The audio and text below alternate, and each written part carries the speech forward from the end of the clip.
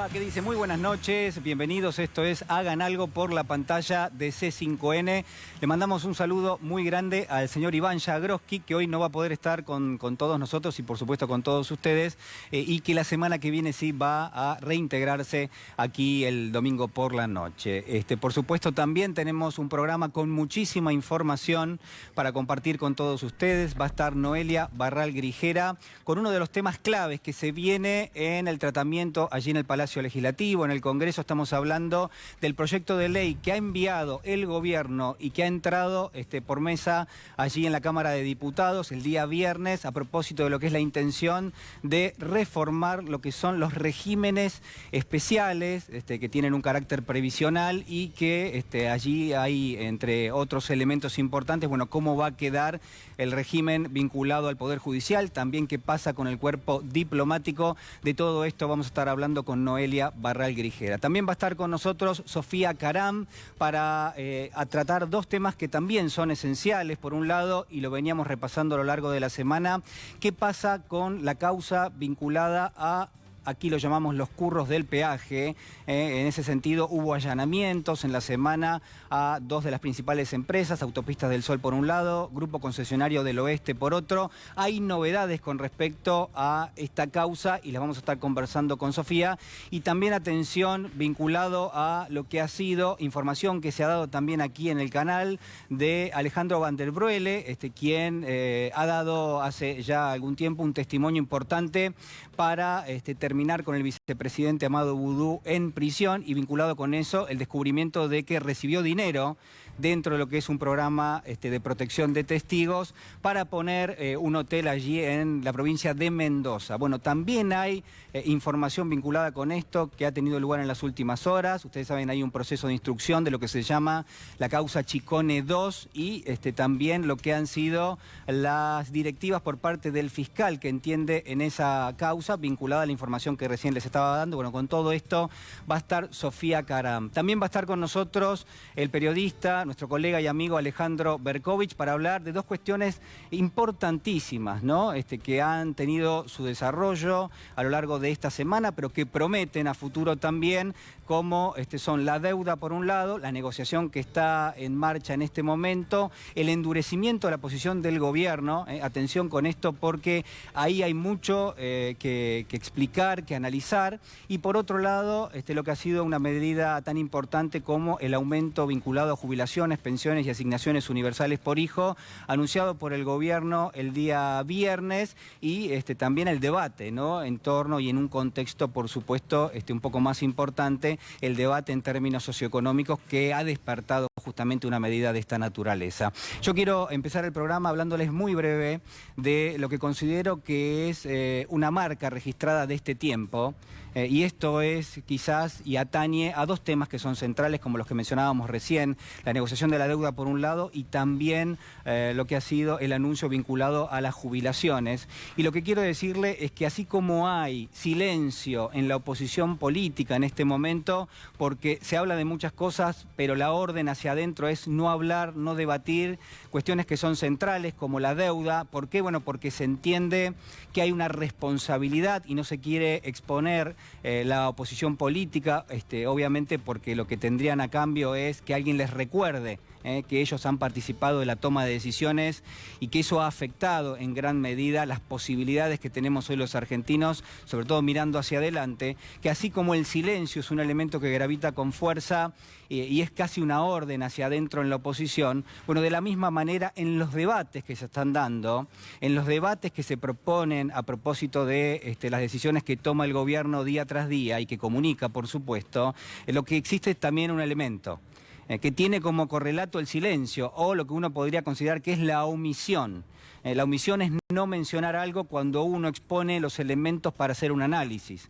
Y lo que quiero preguntarle, y quizás lo contestemos a lo largo del programa, es qué se está omitiendo en este momento cuando discutimos la deuda externa, cuando discutimos la deuda pública y cuando discutimos también el estado calamitoso, paupérrimo, en el cual se halla el salario en la Argentina. Y el salario tiene que ver con los saberes previsionales, sociales, con las pensiones, con las asignaciones y también con aquellos que tienen un trabajo en blanco o que tienen un trabajo en negro. El salario ha perdido siempre a lo largo de los últimos 4 años, 15, 18 puntos en términos reales, depende de lo que uno tome. Pero está claro que hacia fines del año 2019 se llegó a una instancia donde quedaba clarísimo que las políticas que había aplicado el gobierno anterior iban en detrimento de aquellos sectores que menos recursos tienen en la Argentina. Y no son solamente los sectores más vulnerables, son también aquellos sectores que tienen un ingreso, que son asalariados y que vieron cómo la inflación erosionó de una forma realmente impactante lo que ha sido el poder adquisitivo justamente de cada uno de esos ingresos. Lo que quiero proponerle esta noche es que reflexionemos sobre el estado de situación de la Argentina, la crisis que atraviesa, financiera, social y económica, y también que hagamos un esfuerzo por recordar cómo eran las políticas que se aplicaban antes y sobre todo por tener una idea más acabada sobre cómo son las políticas que se aplican ahora.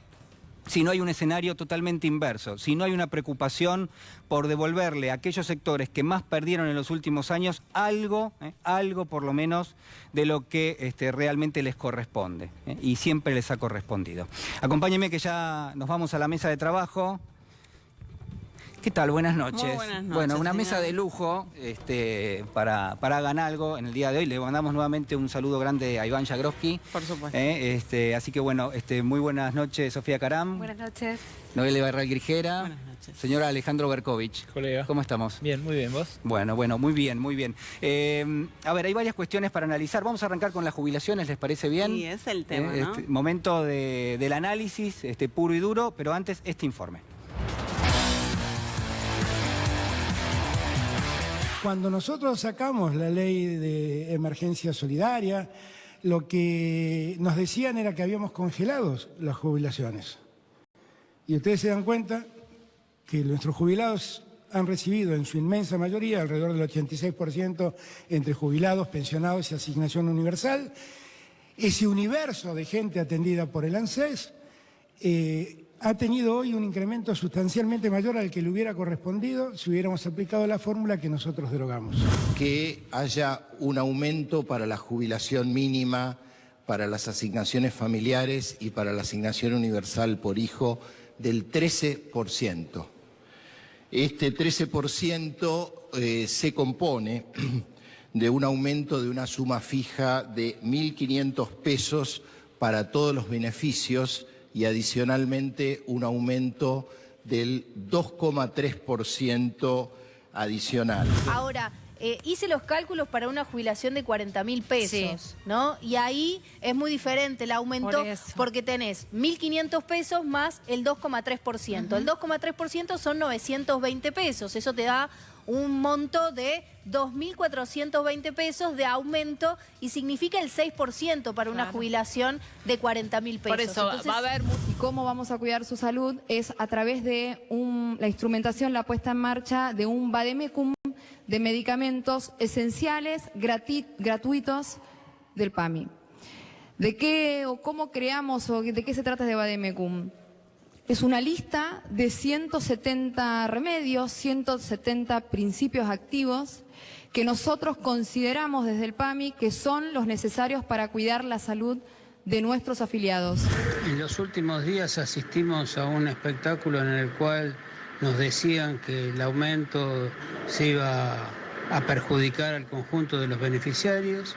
Hoy al fin nos enteramos que el aumento para el 86% de los beneficiarios será del 13% y además la enorme noticia y con enorme satisfacción el hecho de los medicamentos gratuitos creo que es un complemento ideal a semejante buena noticia. No mejoramos, no cambiamos y no derogamos esa fórmula solamente porque las cuentas públicas lo recomendaban. Lo hicimos porque trabajamos fiscalmente con seriedad, pero no nos olvidamos la obligación que tenemos con nuestros jubilados. Bueno, ahí estaba el informe con los datos esenciales, el incremento de 13%, no para todos, sino para un grupo importante que ahora vamos a desagregar. jubilaciones, pensiones, asignaciones. La jubilación mínima pasa de 14.068 pesos a 15.897. Bueno, a ver, lecturas que se pueden hacer a partir del anuncio que hizo el gobierno el día viernes, Ale, por ejemplo, Alejandro. Bueno, es lo que hay, ¿no? Sí. Es lo que hay, en principio es eso. La verdad, cuesta a uno entender por qué tienen que pagar parte del costo de esta situación calamitosa los que ganan 25.000, 30.000 pesos, que no son ricos, que aportaron durante toda su vida, que evidentemente tenían la expectativa de tener una jubilación mejor. Sí se entiende que el Estado pretenda mantener una situación fiscal, bueno, no holgada, sino lo más adecuada posible al hecho de tener una misión del Fondo Monetario acá, de estar renegociando la deuda. A mí me parece que si uno pudiera preguntarle a los hacedores de política qué pensaron al diagramar este esquema de costos y beneficios, de sacrificios y beneficios, bueno, si no había una alternativa en términos recaudatorios para subir un poquito ese tope. Ese tope que hoy es el 85%, como bien decía Fernández Pastor, 85% de la gente, los que cobran la mínima. Porque si no hay como una hipocresía que es creer que la jubilación es como una base nada más, ¿no? Si no, blanquémoslo, digamos. Bueno, la jubilación va a ser un piso, después cada uno se va a arreglar por la suya, pero no aporten entonces en función de su sueldo. Porque alguien que ganó el equivalente a hoy, 50.000, 60.000 pesos durante toda su vida, esperaba con razonabilidad ganar 30.000 de viejo. Sí, y si uno tomase en cuenta que, por ejemplo, el sistema termina siendo solidario, es decir, que aquel que tiene un ingreso más alto, que se supone que puede conseguir un mejor nivel de vida a lo largo de su carrera laboral, los aportes que hace, después va a recuperar una parte de eso y lo otro va a terminar financiando, por ejemplo, a alguien al cual no le hicieron aportes durante su vida laboral. Digo, uno podría pensarlo en esos términos. Obvio, es que lo es un sistema de reparto, pero el sistema de reparto tiene una pata que se llama sustitutiva. Y esa sustitución es la sustitución del salario de la persona en actividad. Sí. Eso es lo que siempre reclamó todos los gremios, todo el movimiento obrero, el famoso 82% móvil. Bueno, eso tiene que ver con la relación entre el salario de un activo y lo que quiere ganar una vez que se retira. De vuelta, esta es una crisis que ocurre en todo el mundo y que acá además los últimos que pueden decir algo de este ajuste son los funcionarios macristas, que yo veo unas caras de piedra en la queja inéditas, ¿no? Además, pidiendo que el peronismo salga a reclamar a la calle contra este levísimo aumento de las jubilaciones, es como tercerizando incluso la protesta, como diciendo, bueno, ya que salieron a protestar contra la fórmula jubilatoria de Macri, salgan de nuevo ahora a protestar. Bueno, no sé, si quieren protestar, pueden salir a protestar ellos mismos. Pero está claro que el gobierno a lo que apuesta desde un primer momento, desde la suspensión de la fórmula de actualización de las jubilaciones, es a volver a achatar lo máximo posible la pirámide, con la expectativa de que cuando en junio comience a regir la nueva fórmula de actualización, que todavía no conocemos, que tiene que aprobar el Congreso, la pirámide esté lo suficientemente achatada como para que eso sea sostenible. No sé por cuánto tiempo, pero bueno, en el tiempo. Para poner en perspectiva lo que decía del macrismo, Juli, desde 2015 hasta 2019 la jubilación mínima perdió 20,9% de poder adquisitivo. O sea, compra una quinta parte menos de productos. Si tomamos el índice de precios al consumidor promedio, si tomamos el índice de los jubilados, que tiene más carga en alimentos, más carga en vivienda, en tarifas y en remedios, perdió más todavía poder adquisitivo. Por eso digo que los macristas no pueden ni empezar a abrir la boca para decir que esto es un ajuste, porque el tremendo ajuste lo hicieron ellos. Lo que pasa es que esto, al final de este año, si se mantiene, por ahí le recorte 2 o 3% más o 5% a las jubilaciones de 30, 40 mil pesos, que insisto, no son de ricos. No, por eso. A mí me parece que los dos registros son, por lo menos son válidos. El primero es que efectivamente se toma una decisión para tratar de beneficiar a los sectores de ingresos más bajos. El segundo es que los sectores de ingresos medios tampoco, como dice Alejandro Berkovich, tampoco son millonarios ni mucho menos, porque el sistema jubilatorio en sí mismo ya viene, creo yo, generando generando insatisfacción en aquellos que aportan a ese sistema, digamos. La verdad que no compensa los aportes que se hacen a lo largo de los años y termina siendo como un peor es nada, digamos, ¿no? Es decir, se termina complementando. Sofía, ¿puede haber algún tipo de reclamo de carácter judicial vinculado con las decisiones que se tomaron? Sí, puede haber. El tema es que hay una situación aquí y es que esta nueva fórmula se está estableciendo, este cambio se está estableciendo en medio de una emergencia económica. Y esta es una herramienta legal que el gobierno sabe que tiene a su favor, que el Estado sabe que tiene a su favor a la hora de los reclamos judiciales de los jubilados, que son juicios que en general se terminan cobrando de aquí a 10 años, 15 años, algunos menos si tienen suerte. Lo cierto es que al estar en el marco de una ley de emergencia, los jueces suelen atender esta situación. Entonces, los reclamos suelen perder fuerza, pueden perder fuerza en los tribunales cuando hay de fondo, detrás de esta decisión del Poder Ejecutivo, una ley de emergencia económica. Se tiene en cuenta este punto. Entonces, pueden venir nuevos juicios, pueden venir. Ahora, el resultado que puedan llegar a tener también depende de otra cuestión que esté en análisis, y es que no es que a algunos se les dio aumento y a otros no, sino que hay un aumento para todos y para todas los jubilados y jubiladas, algunos muy poquito y otros un poco más. Entonces ese también va a ser un argumento que va a tener a favor el Estado a la hora de dirimir esta cuestión en los tribunales, porque va a decir, bueno, no es que se ajustó, no es que no hubo aumento, sino que hubo... en distintas escalas. Bueno, digamos, eso lo podemos ver ahora. A ver, señor director, si lo podemos poner en pantalla, cómo se dieron los incrementos, incluso comparando con lo que estaba previsto en la ley que fue suspendida, la ley de movilidad jubilatoria. Ahí lo tenemos de fondo, a ver si lo podemos poner en pantalla para que lo veamos. Ahí está. Esa es la pirámide de las jubilaciones. El incremento más arriba es el del 13% anunciado, y ahí están los valores. Y a medida que se incrementa lo que es esa escala, esa pirámide, el registro de los haberes previsionales, el impacto que tiene el anuncio es menor, ¿no? Claro, ahí tenés, el de 30.000 va a tener un aumento de la mitad del de la mínima. Y esa diferencia es muy sensible. ¿Y era mucha la diferencia de dinero, digo, de toda la erogación de la totalidad? ¿Era mucha la diferencia si se partía desde los 40.000 pesos? Sí. ¿Si el corte era un poco más arriba? Sí, es mucha porque es mucha gente. Vos imaginate que... No se podía llegar de ninguna manera. Más o menos 8 millones sí se podía llegar, como te digo, cobrándoles más impuestos a otros, claro.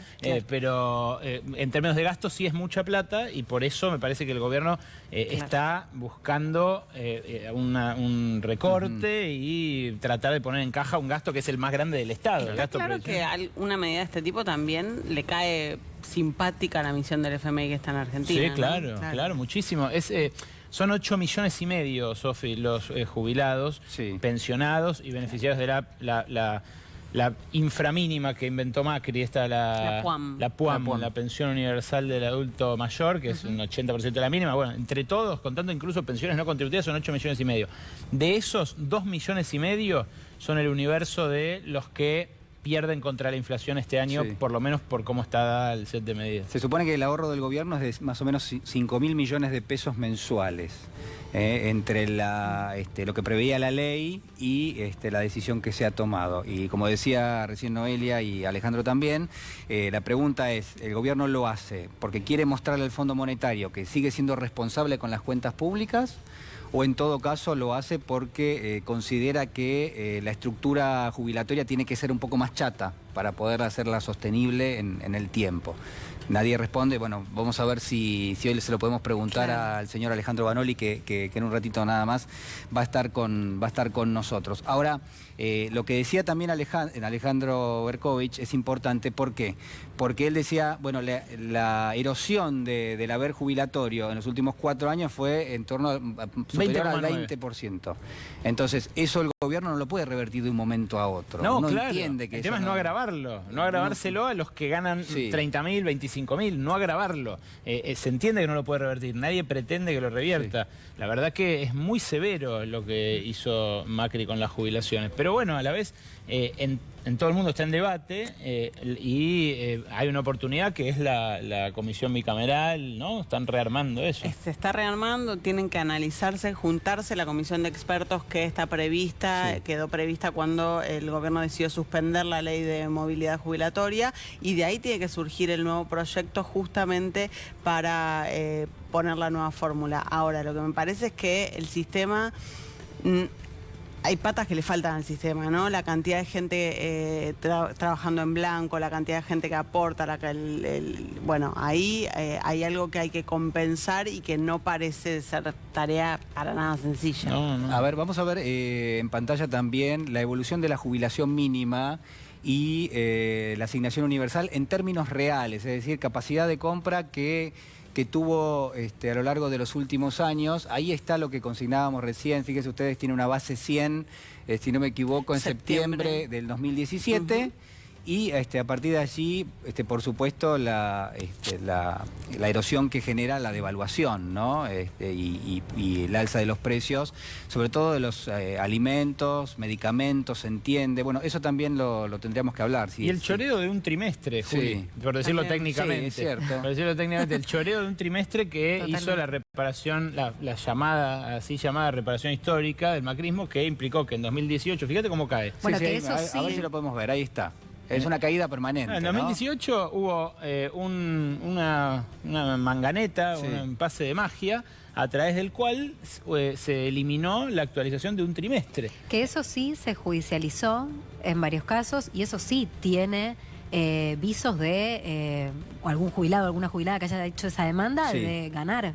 Porque se comieron un trimestre. ¿Puede prosperar ahí la presentación? Sí, absolutamente. Ahora, entonces, en general siempre es la Corte Suprema, ¿no? La que termina con la última palabra en los casos de jubilaciones. Pasó con el caso Badaro, el 82% móvil, y que después marca la cancha y marca el camino para todos los demás casos. Bueno, hay un antecedente ya ahí de un fallo a favor de un jubilado y en contra del Estado. Y en este caso es un choreo de un trimestre. No hay otra forma técnica, nunca mejor dicho, como lo dijo Ale. Te iba a preguntar sobre Badaro y esto que vos decís de que ahora no tienen tanta chance los juicios con el cambio, con la suspensión de la fórmula y con los aumentos de suma fija.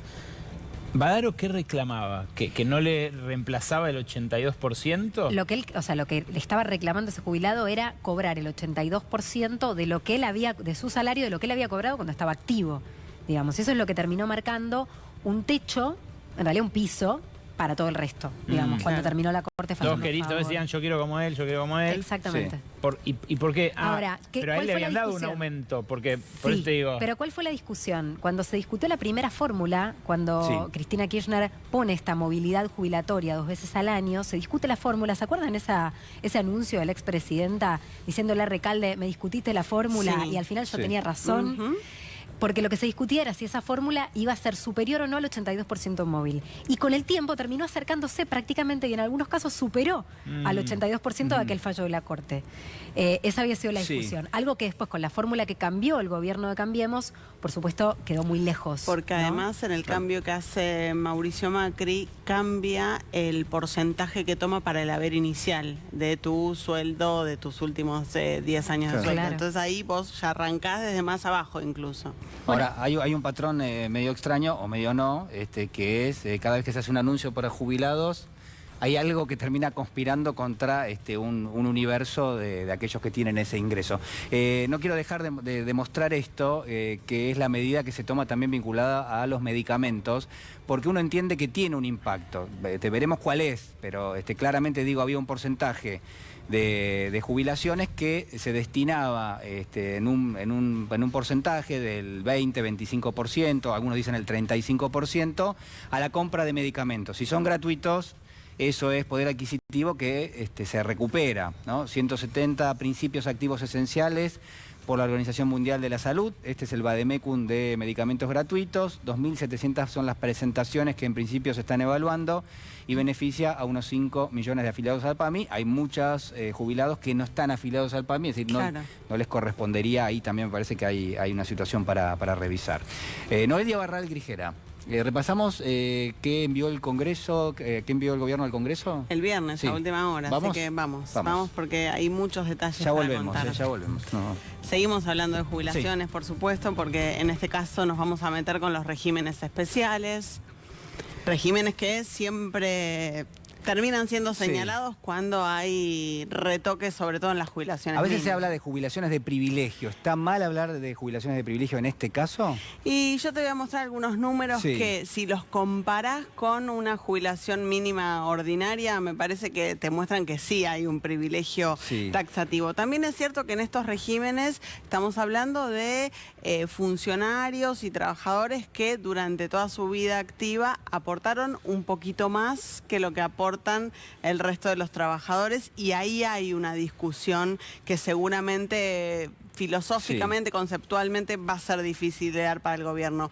Pero bueno, vamos a ir repasando en principio de qué tratan estos dos proyectos. Fuimos al grano porque ya pusimos chau privilegio. O sea, ya no solo la palabra privilegio, sino más chau. Chau, adiós. Bueno, hay que ver si el Congreso los aprueba, ¿no? Los proyectos, y si los aprueba tal como los envió el Poder Ejecutivo. Pero en principio, lo que envió el Poder Ejecutivo a la Cámara de Diputados el viernes por la noche consiste en proyectos que alcanzan al 3% del total de los jubilados. Vos me dirás, 3% es poco, es poco, pero cierto. es muy significativo, es muy simbólico tocar justamente estas jubilaciones cuando estás aumentándole la pirámide. Exacto, aumentándole por debajo de la inflación a jubilaciones realmente muy magras. Entonces, 3%. Representa 25.000 millones de pesos anuales para el Estado, y estos proyectos alcanzan al Poder Judicial y al Ministerio Público, a la Fiscalía de Investigaciones Administrativas y al Cuerpo Diplomático. Vamos a ver qué dice el proyecto específicamente para el Poder Judicial, para los jueces. ¿Qué puede llegar a cambiar si esto se aprueba y si se aprueba tal y como está? Porque ojo que puede suceder que el Congreso introduzca alguna modificación. En principio, el proyecto propone un aumento gradual de la edad jubilatoria, indistintamente para varones y para mujeres, a 65 años. Es decir, que en estos regímenes existía una jubilación a anterior, los 60. a los 60. Exactamente. Lo que dice el proyecto es, bueno, gradual, un año por cada, en 5 años que aumente 5 años. Uno por Entonces, uno. Exacto. En 2021 se jubilarán a los 61, en 2022 a los 62 y así hasta llegar a los 65. El haber inicial, esto que hablábamos recién, actualmente para los jueces y para los fiscales, el haber inicial con el que se jubilan, que es importante porque a partir de ahí después se calcula todo el resto, es el 82% del último salario. Y acá lo que está proponiendo el gobierno es que sea el 82% del promedio de los últimos 10 años. Va a bajar, no sé si sensiblemente, sí. Pero baja, porque uno a lo largo de una década va subiendo en un escalafón, se supone, va ascendiendo y va ganando cada vez un poquito mejor. Bueno, en este caso hay ahí algo para atender. Los aportes personales de los jueces y fiscales van a subir un 7%, lo que aporta cada uno de ellos para sostener este régimen especial. Van a pasar del 12% actual al 19%. Los trabajadores en general aportan el 11% como aporte personal. Bueno, en este caso pasarían a aportar del 12 al 19%. Y además van a tener que acreditar un desempeño mínimo de años en la función en el Poder Judicial, porque tienen que tener 30 años de aportes como todos los trabajadores, pero además tienen que tener o 20 años en el Poder Judicial o 10 años de corrido. Esto es porque alguno de ellos llega a tener 30 años de aportes, pero un puesto que dura menos. Claro, exactamente. Por ahí entraste al Poder Judicial los últimos 5. Bueno, ahí hay una cuestión de privilegio. Exactamente. Bueno, casi todo, pero en ese caso es muy sensible. Absolutamente, absolutamente. Bueno, los números del Poder Judicial, seguimos con esto porque hay, por supuesto, un universo al que va a afectar este proyecto de ley. Hay 17.600 jueces, fiscales, secretarios en actividad, es decir que a ellos podría alcanzarles esta modificación. Aportan un promedio de 32.600 pesos mensuales, este aporte individual personal del 12%. El 12%, Y de los 7.000 beneficiarios, el haber promedio es de 289.000 pesos. La jubilación promedio del Poder Judicial con este régimen especial es de 289.000 pesos. Es mucho, ¿eh? Una suma privilegiada en este contexto. Sí, por supuesto. La jubilación máxima de este grupo Sí. llega a 770.000 pesos, 55 veces una jubilación Hay mínima. exclamaciones en el estudio. acá, Protesta porque- Alejandro Berkovich con razón, Sí, sí. claro, por supuesto. Alejandro, que... ¿Dónde empezamos a aprender? No, ¿Qué, bueno, qué prendemos fuego primero? pero se supone que son jueces y fiscales. Tengamos en cuenta que ¿Qué? es un grupo que no paga Sí. ganancias. Pero sabemos, ¿no? ¿sabemos cuántos cobran esa máxima? Sí. No, esto es información del Poder Ejecutivo, está Sí. contenida en los fundamentos del proyecto de ley, solo dice que la máxima es de 700. Yo- La máxima se paga hoy, Yo me imagino ministros de la Corte solamente. probablemente. Ganando esa máxima. Probablemente. Un ministro de la Corte gana casi 1 millón de pesos por mes, jubilado, y no paga ganancias. No paga ganancias. Bueno, no puede ser eso. Sí, no sí, puede, el no puede impacto- pasar. Hay que bajar. No solo hay que reformar este esquema, porque eso ya no tiene un Sí. criterio sustitutivo del ingreso. Entra ya en categoría de Privilegio. Bueno, millonario, de privilegio, privilegio. lo dice claro. la Privilegio, efectivamente. Escandaloso. Sí, es sí, sí. escandaloso. Vamos a ver qué pasa con los diplomáticos, porque a ellos también los afecta el proyecto de ley. Igual, perdón, no hay que te Sí. interrumpa, porque a propósito de lo que decía recién Alejandro Berkovich, ¿esto modifica...? Esto no elimina no el toca régimen, el- lo modifica. Es para los futuros. pero tema Es para- ganancias. Es para los que se jubilen a partir de Sí. la aprobación de la ley. Pero tema ganancias, ¿toca Tema algo? ganancias no está toca incluido, no todavía. tiene. Bueno, sería bueno que todos los exministros Bueno. de la Corte vivos Sí. hagan su aporte solidario y como ocurría cuando había que renunciar al subsidio Sí. de las tarifas, digan yo voy a hacer el sacrificio de ganar 300.000 pesos, 400.000 pesos. Me dicen de producción que ya están llamando, que están Ah, en este momento. excelente. Ahora damos las líneas, Me gusta, abrimos las que líneas. me gusta que generemos No, esto, está bien. Está muy bien, está muy bien. Me doy cuenta, Noé, con lo que estás mencionando, que lo que se les pide es que aporten más, al Que mismo trabajen tiempo más que trabajen años. más años, se exige más para llegar a este tipo de jubilaciones. Y que el porque- haber inicial sea un promedio de los últimos 10 Sí. años, lo cual se supone que lo va a bajar un poco. Entonces ahí el régimen especial de alguna manera tiene algún sentido. Sí, ¿no? pero va a quedar, Sí, va a quedar sigue como siendo un privilegio. régimen especial. O sea, no se elimina. En este caso no se elimina. El de A diplomáticos, ver. que es el que vamos a ver Sí. ahora, a la larga, si el proyecto se aprueba tal como está, va a terminar eliminado. ¿Qué cambia para los diplomáticos? También cambia el haber inicial, que pasa a ser de un promedio de los últimos 10 años. Los aportes también suben, en este caso los aportes personales 7%. Se eliminan beneficios por destino peligroso o insalubre, que eso está contenido para algunos embajadores que van a algunos países clasificados de esta manera. Y para los designados embajadores o cónsules o secretarios, después de la sanción de la ley, pasan al régimen jubilatorio general. Ya no corre más este régimen. Este régimen seguirá vigente para los que se jubilaron antes de la sanción de la ley. Ojo, porque eso también es un incentivo, tanto para jueces, fiscales como para Para que se diplomáticos, a jubilen. jubilarse Claro. ahora. Señores, jubílense en este momento. Exactamente, y eso le abre al gobierno, al Poder Ejecutivo, la posibilidad de designar jueces fiscales, diplomáticos. Eso también hay que tenerlo en cuenta porque va a terminar siendo un incentivo. Vamos a ver una radiografía de a qué universo afecta en el caso de los diplomáticos.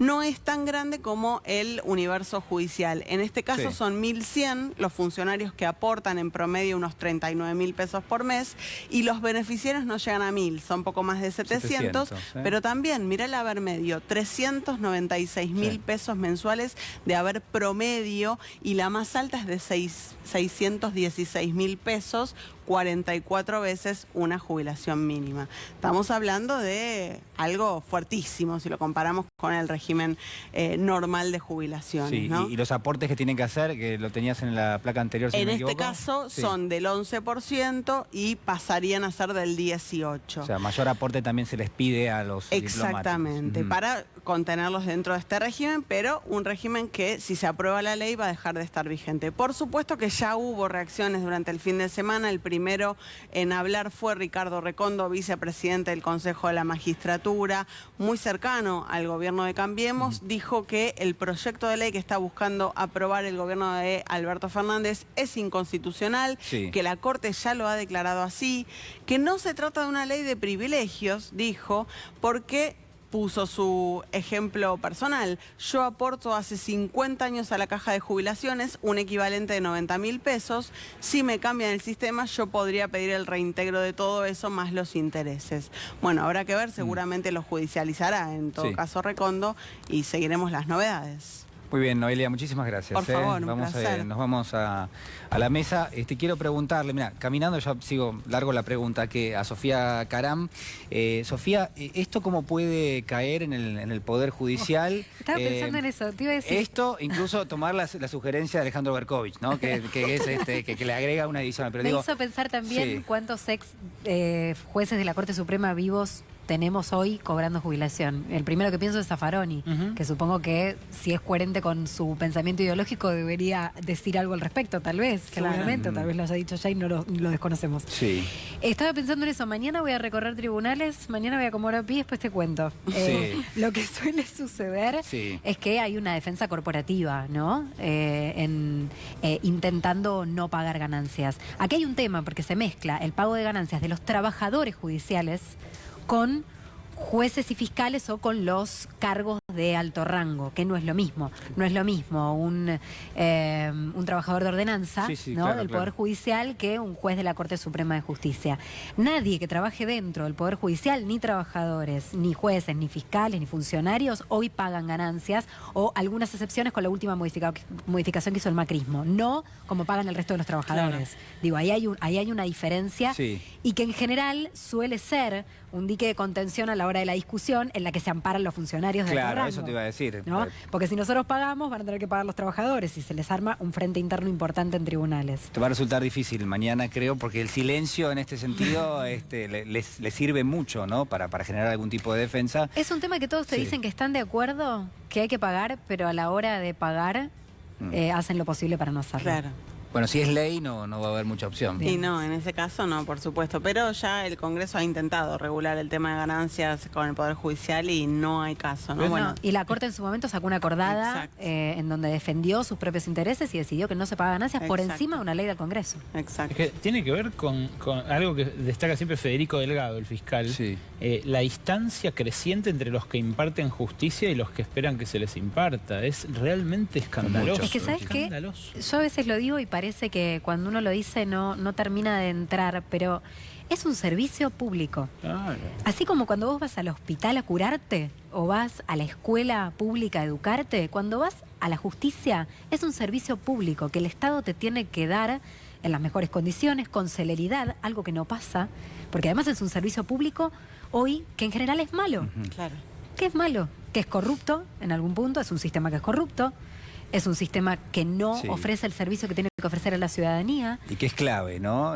Porque ordena todo, es un ordenador social en general. Exactamente. Y a los empleados judiciales de alto rango, a los que son, no sé, secretarios de despacho, juzgados, no sé cómo es el escalafón, pero francamente, si hubiera una ley de ganancias en serio, se podría imponer a los salarios altos independientemente del rubro donde trabajen y que no haya privilegios en una determinada dedicación, digamos. Y además, una cosa, porque además si no se van a enojar algunos si tienen razón, dentro de ese sistema, que muchas veces es corrupto, que tiene privilegios y demás, los trabajadores hacen enormes esfuerzos para trabajar en juzgados totalmente abarrotados de expedientes, sin papel higiénico, en las peores condiciones muchas veces, sin una ventana donde respirar. Digo, también los trabajadores del Poder Judicial a veces trabajan en condiciones paupérrimas. Como los médicos del conurbano, como las maestras de toda la provincia que ahora no le pagan la cláusula gatillo del fin de año. Entonces, mientras un juez cobra una jubilación de privilegio de, ¿cuánto era? Casi 1 millón de pesos. Hay un trabajador que no tiene papel higiénico cuando quiere ir al baño a las 2 de la tarde antes de irse de tribunales. Me lo imagino a Ollarvide, por ejemplo, cobrando 700.000 pesos por mes de jubilación. Sin hacer un aporte. Hablaban recién de privilegios. Uno de los privilegios que por lo menos, según tenemos entendido, hemos informado, la justicia ha tomado este dato y está llevando adelante la investigación, es el que tuvo Alejandro Van der Broele en la causa que investigó Chicone y que terminó con el vicepresidente Amado Boudou en prisión. Y en ese contexto se descubrió que Van der Broele, dentro de lo que era el programa de protección de testigos, recibió un dinero para poner en marcha un emprendimiento hotelero dinero en la provincia de Mendoza. Le preguntábamos por esto al presidente del Consejo de la Magistratura, Alberto Lugones, y esto nos decía. Hay una persona que tiene una sentencia en contra. Y el motivo, el fundamento de la sentencia en contra es un testigo que arregló un precio para declarar en contra de esa persona. Lo que estamos en presencia, además de estar en presencia de un escándalo, si esa es la única prueba que tiene, esa sentencia debe ser revisada, porque claramente estamos en presencia de unas sentencias írrita. Ahí, hace poco tiempo atrás, hablaban de sentencias írrita pretendiendo que se investigaran supuestas sobreseimientos que habían ocurrido en el periodo anterior. Bueno, la sentencia írrita también sirve para eso.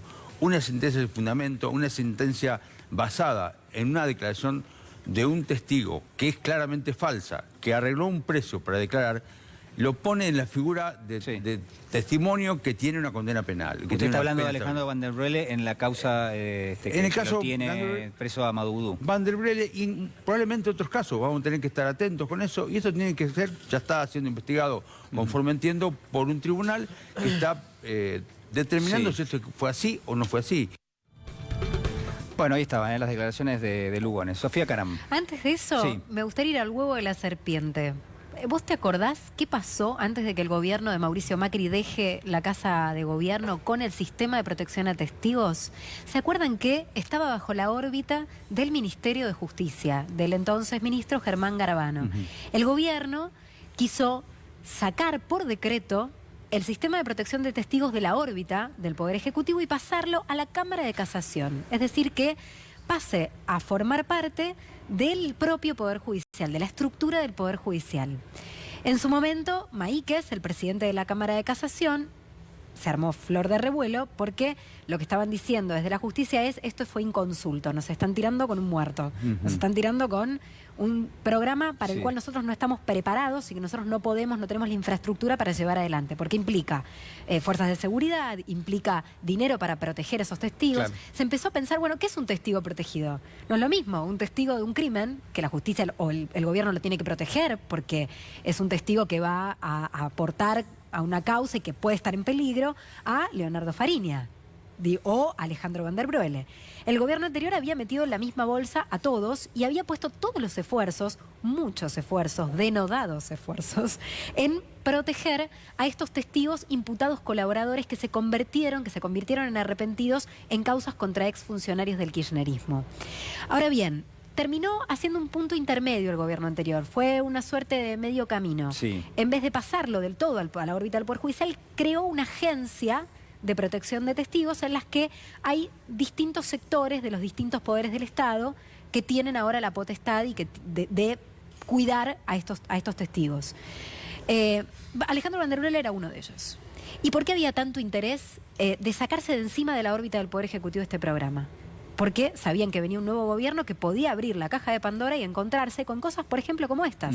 Con un hombre que cobró 1,5 millones de pesos a cambio de una declaración judicial. Una declaración que terminó que nada más y nada menos que con el ex vicepresidente de la Nación preso. Es decir, uno puede tomarlo en este sentido literal. La declaración de Van der Broele, de alguna manera, su pago es ese 1,5 millones de pesos, o el peligro que implicaba la declaración para él, finalmente termina con este pedido al mismo tiempo de dinero para tratar de asegurarse un futuro teniendo en cuenta los riesgos que había tomado. ¿Uno puede analizarlo así?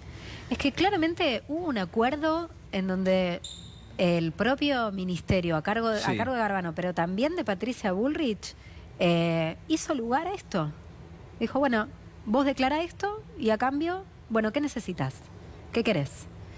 Hay novedades en esto, porque hay una causa abierta, una causa judicial, lo escuchábamos recién a Lugones. Paloma Ochoa, la única fiscal mujer de Comodoro Pi a cargo de una fiscalía, impulsó esta investigación, y lo que consideró el último viernes es que la tiene que llevar adelante el juez Ariel Lijo, que es quien tenía a su cargo la causa denominada Chicone 2, una otra parte de la instrucción de esta causa que había quedado por fuera del juicio que llevó adelante el Tribunal Oral Federal número 4. Ahora va a haber una discusión, si esta causa la tiene que tener Martínez de Giorgi o la tiene que tener Ariel Lijo. Y otra discusión más, la defensa de Amado Vudú presentó también a última hora de este viernes un pedido para ser querellante.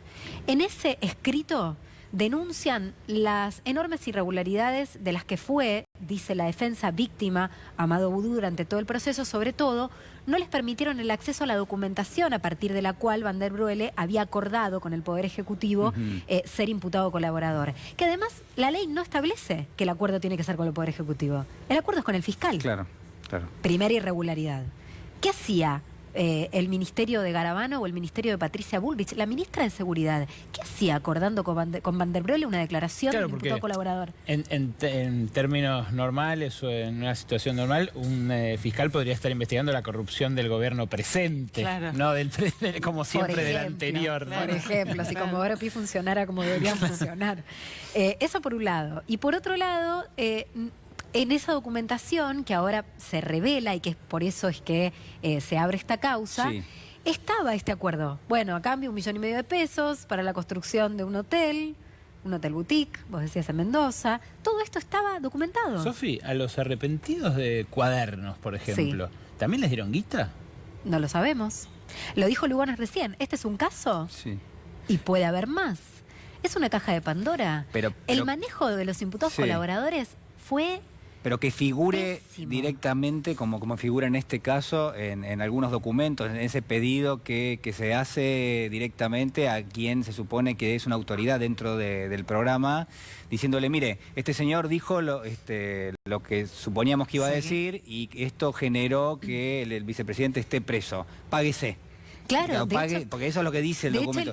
Pero en el caso que pregunta Alejandro, digo, ¿en Cuadernos puede pasar algo parecido? ¿Podríamos encontrarnos con documentos? No sé si Cuadernos, hay que ver qué pasó con Leonardo Fariña. Leonardo Fariña quedó, por ejemplo, demostrado que, y lo dijo su ex abogada, Giselle Robles, ante el juez Alejo Ramos Padilla, bajo juramento, o sea, era una testigo, no es que era una imputada y podía mentir, lo dijo bajo juramento, que a ella le pagaron para coachear a Leonardo Fariña y que él dijera e involucrara a Cristina Kirchner en maniobras de obra pública, porque él no sabía nada de obra pública y lo tuvieron que entrenar. Y que eso estuvo acordado por agentes de la Agencia Federal de Inteligencia y el Ministerio de Justicia a cargo en su momento de Germán Garabano. Un caso, digo, ¿preguntás por Cuadernos? Sí, Alejandro, Noelia, supongo que ustedes, como todos nosotros, fuimos sumando información en los últimos meses vinculada a la causa Cuadernos y a que es un lugar bastante opaco, ¿no? En el proceso de pero instrucción. Además me estoy acordando de Germán Garabano, fue el único ministro de Mauricio Macri al que su propio partido político le pidió juicio político. Elisa Carrió presentó un pedido de juicio político en la Cámara de Diputados en contra de Germán Garabano. Así que estaría bueno, si la doctora Carrió tiene información sobre el tema, que la cuente también, ¿no? Bueno, eso fue una muestra de las internas que hubo en el gobierno anterior, sobre todo cuando hablábamos de causas judiciales, de servicios de inteligencia, ¿no? Hubo y muchas. Bueno, de eso habló Lugones, y obviamente tiene todo el impacto de alguien que ocupa un puesto realmente muy importante como presidente del Consejo de la Magistratura, y uno se pregunta, bueno, ¿hasta qué punto puede llegar en las declaraciones, ¿no? Alguien con esa responsabilidad? Pero está claro que por lo menos esa mirada está instalada.